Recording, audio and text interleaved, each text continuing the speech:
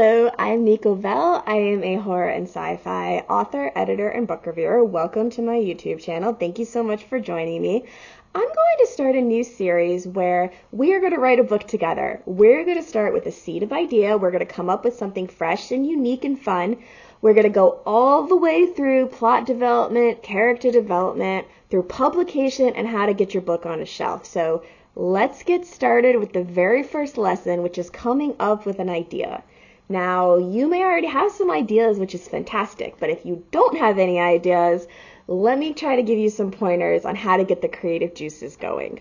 You may have already heard that there's only 7 unique ideas in the universe. And there is a bit of truth to the idea that there's only a handful of different type of story I would say architect. It's not architect. It's archetypes. Archetypes? 7 different type of premises out there. Let me share with you those 7, okay? And then you can decide if you agree with that or not. But we're going to use those 7 different ideas to come up with a unique twist on them to help you get an idea for a story. So here are the 7. Number 1, I'm reading off of a sheet so I don't get anything confused. Number 1 is overcoming the monster. You see this a lot in horror. It's really just a protagonist who literally has to fight some sort of villain or creature and come out victorious, or not, really. Examples of these might be Dracula or Jaws. Number 2, rag to riches. This is something you also definitely have seen. It's a protagonist who starts with nothing and then eventually gets what they want. Maybe it is money. It doesn't always have to be, though. It could be fame. It could be success. Good examples of these would be maybe Pretty Woman or Oliver Twist. Now, let's move on to number 3, The Quest.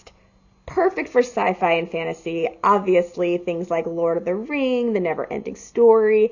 A protagonist leaves home and goes on a journey. Usually there's some sort of tangible reward that they're going after, and they have to either get it or bring it home, something along those lines.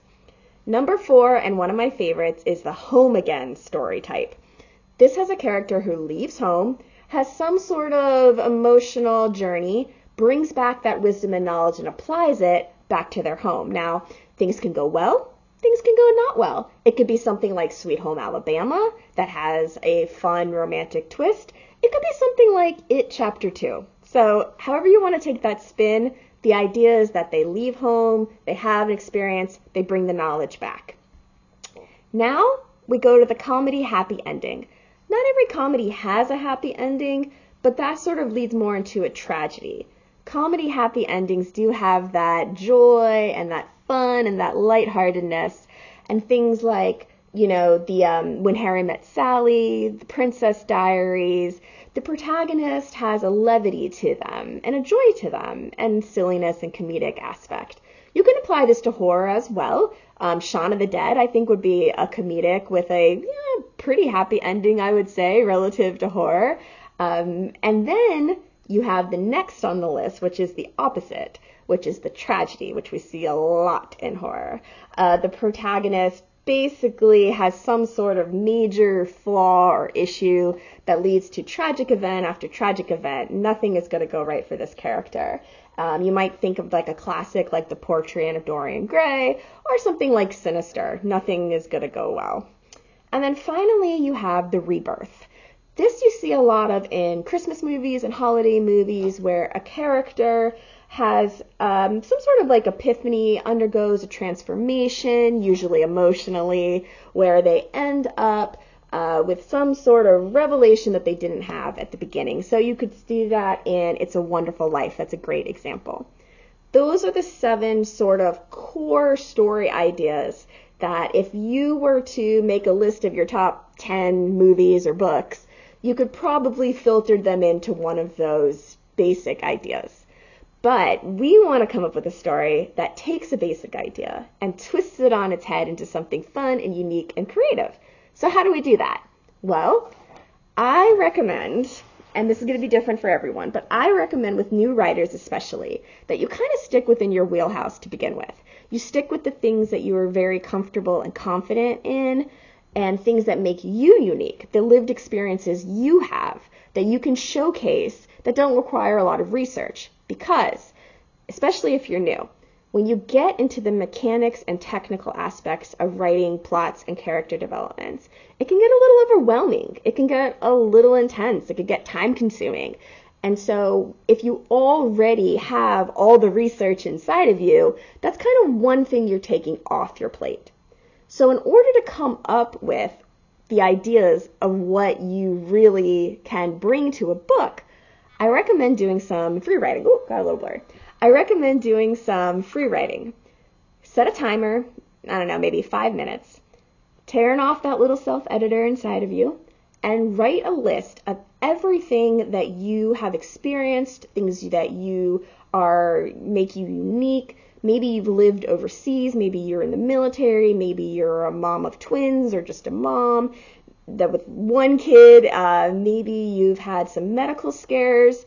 Maybe you dye your hair every single month a different color and you are an expert when it comes to that, and that's going to be incorporated into your character. Maybe you are a baker or you know how to sew. Write that list. Don't stop. Then, when time's up, take a look at your unique list and try to figure out a way to use some of those ideas and incorporate them into whatever story type most sounds appealing to you. So for example, when I started writing, the first book I wrote was Food Fright, and it's about food coming to life and a protagonist who has to fight the food in order to survive. So what type of story idea is it? Overcoming monsters, right? And when I did my free association, I realized I had a lot of food stuff. I have had bakeries and I do a lot of baking in my spare time, and a lot of like allergy-friendly baking and things like that. So I incorporated all of that, which I already knew a lot about and I was passionate about and I loved anyways, into a story that I really wanted to write, Overcoming Monsters. Yes, perfect, love it. I love creature stories. So combining those two was how I started my idea. So now it's your turn. I'm giving you homework. Go ahead and do some free writing and try to think of the things that you can bring to a story that is from your own unique lived experience, and try to pair that up with the one of the 7 that's most appealing to you, and start brainstorming and start throwing out ideas and turn that little editor off and see what you have. Okay? That's your first step.